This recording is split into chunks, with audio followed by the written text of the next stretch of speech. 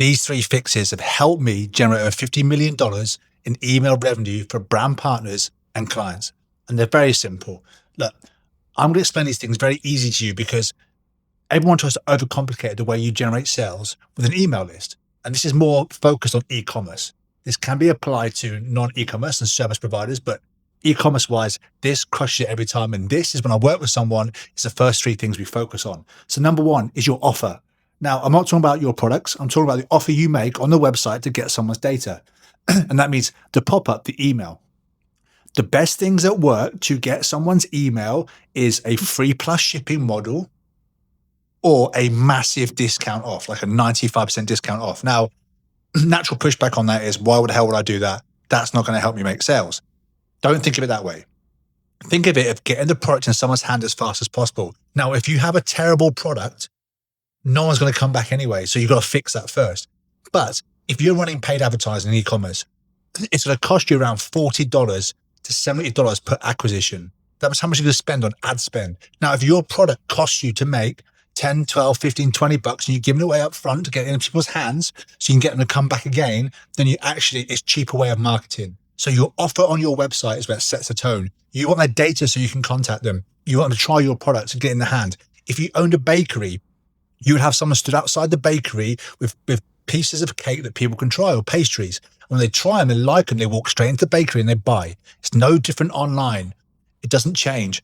Give something away or give it away at a really high percentage to get their details and get them product in their hands. That's the offer. Number 2, stop all the sales emails. You can still sales email, but you've got to pre-frame people. You've got to warm people up. Look, once you send emails all the time, like sale, people just switch off.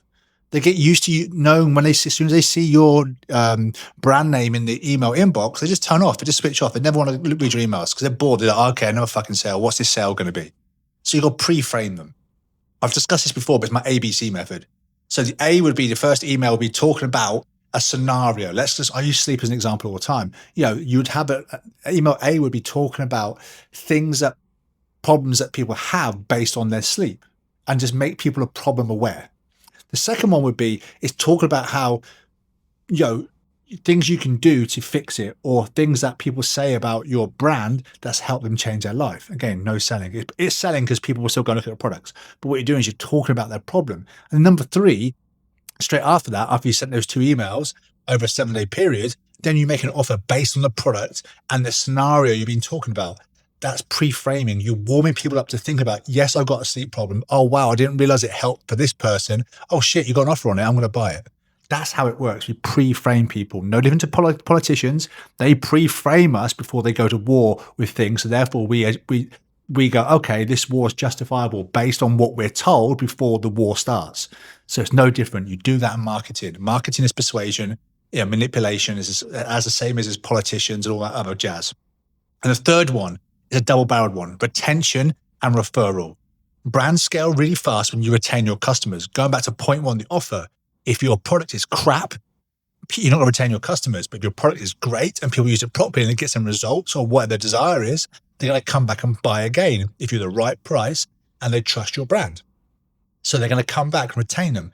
Next thing you do, if it's a great product and people are getting results, get them to tell their friends because people love sharing shit with their friends that helps them and it can help their friends. People love to share, be part of the community. Women do it more than men, but both men and women love to share shit that works. It's no secret. So your brand will grow if you enable to retain people for longer, which means more revenue, and then get them to refer their friends, which is free marketing. So let's go over it again. 1, your offer. Make sure you get the product in people's hands and their data as fast as possible. Make that frictionless so they get it. Number 2 is pre-frame people before a sale. Like I said, get people into a mindset of what you're trying to sell at the end. So pre-frame them with information so the choice for them is easier. And number 3, retention and referral. Hold people for longer and then get them to refer. And you do this all through email marketing, not through social media because the algorithm fucks you over, but through email marketing. Now, if you want more information about my services and how I can help you double, triple, quadruple your sales from email or be one of my successful brands that has generated over 5-6 million a year with email marketing, then comment the word send or just drop me a DM and let's make it happen.